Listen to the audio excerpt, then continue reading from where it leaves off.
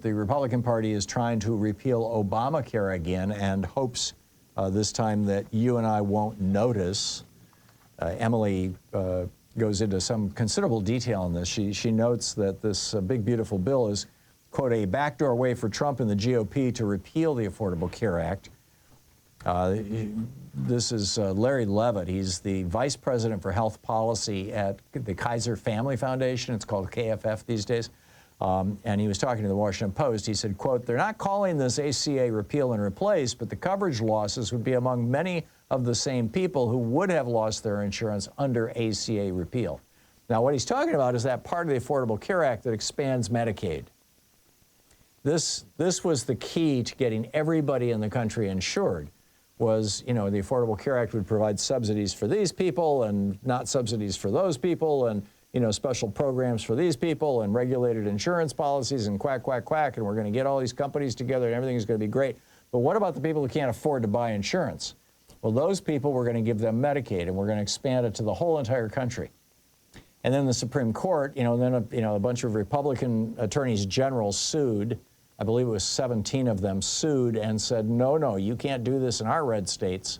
We want our people not to have health insurance, not to have health care, so that our rich people don't have to pay taxes to subsidize this stuff. And so this went to the Supreme Court, and in a 5-4 decision, the Republicans, or maybe it was a 6-3, the Republicans in the Supreme Court said, you know, screw the poor people. And, you know, if your red state doesn't want to expand Medicaid, it doesn't have to. And so now we still have 10 states, I believe, might be 11, that have not expanded Medicaid. But there's a bunch that did, including a bunch of red states. In some cases, by virtue of, you know, people voting for it. I believe that's what happened in Kansas and Missouri. I could be wrong. It's one or the other, or maybe both. But anyhow, so what they're doing is by changing the Medicaid eligibility requirement at the federal level so that it's much more difficult to qualify. So you have to fill out much more paperwork. You have to interact with the bureaucrats far more extensively. These are the same bureaucrats who will put you on hold for hours at a time because their staffs are being cut. And instead of requalifying or resubmitting your paperwork once a year, they're now going to force you to do it every 6 months, twice a year.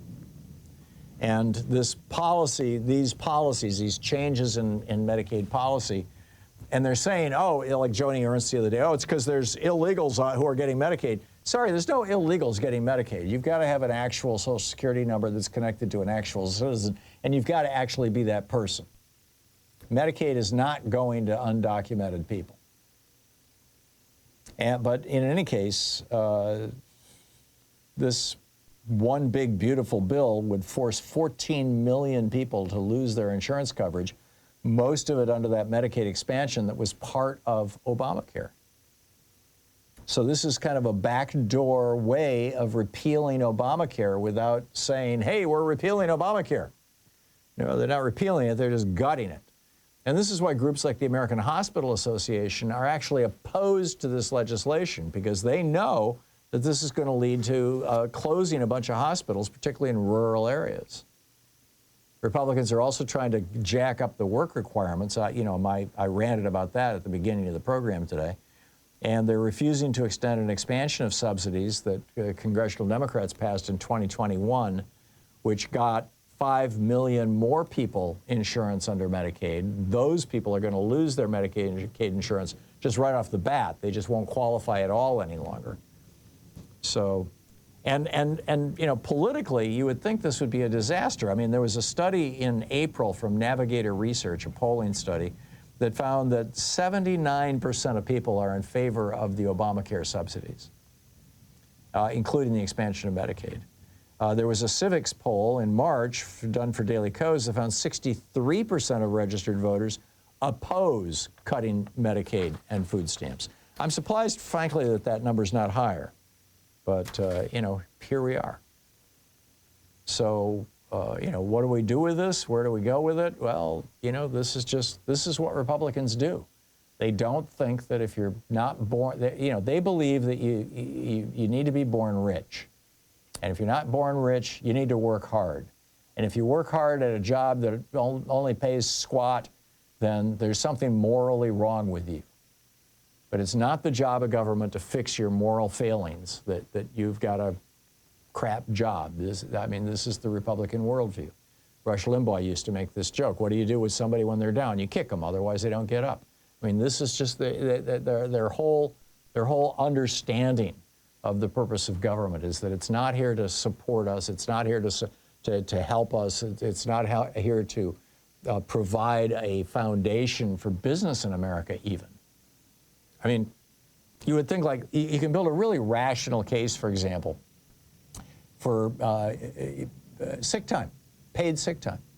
You don't want somebody who is sick delivering your food from the kitchen to the dining room in the restaurant, right? You don't want a sick person working as a cook. But if you don't provide people with sick leave, you're in any kind of public-facing job, you may be interacting with somebody who's actively contagious. So you would think that just from a rational point of view, paid sick time, but Republicans look at that and go, oh, wait a minute, that's a benefit for working people. Screw the working people. Only CEOs should have time, paid sick time. Only senior executives. Only the big shots. And that's just one example. I mean, paid health care. Again, or free health care, free college education. These are, I believe that if the Democrats really want to start winning elections, they need to say, this is our position. Everybody in America should be able to go to college and it shouldn't cost anything. And everybody in America should have access to world-class health care and it shouldn't cost anything. These are fundamental rights. And we need to get big business out of housing and open up the millions of properties that have been purchased by hedge funds and private equity groups and big banks, and force them to sell those residential properties into the real estate market and open the real estate. There's more empty homes in America that are investment properties than there are homeless people in this country. I mean, we can solve a lot of our problems with very simple policies that help the country. And they help the country even more than they help the individuals. But Republicans oppose them because the billionaires are, oh, it's going to cost a little more federal money, and that's, what they're going to do? They're going to raise my taxes to pay for that. And it's just crazy that we're still listening to these people and still, constrained by this stuff. I get it. When Bill Clinton bought into, oh, yeah, it's the end of welfare as we know it, the end of big government.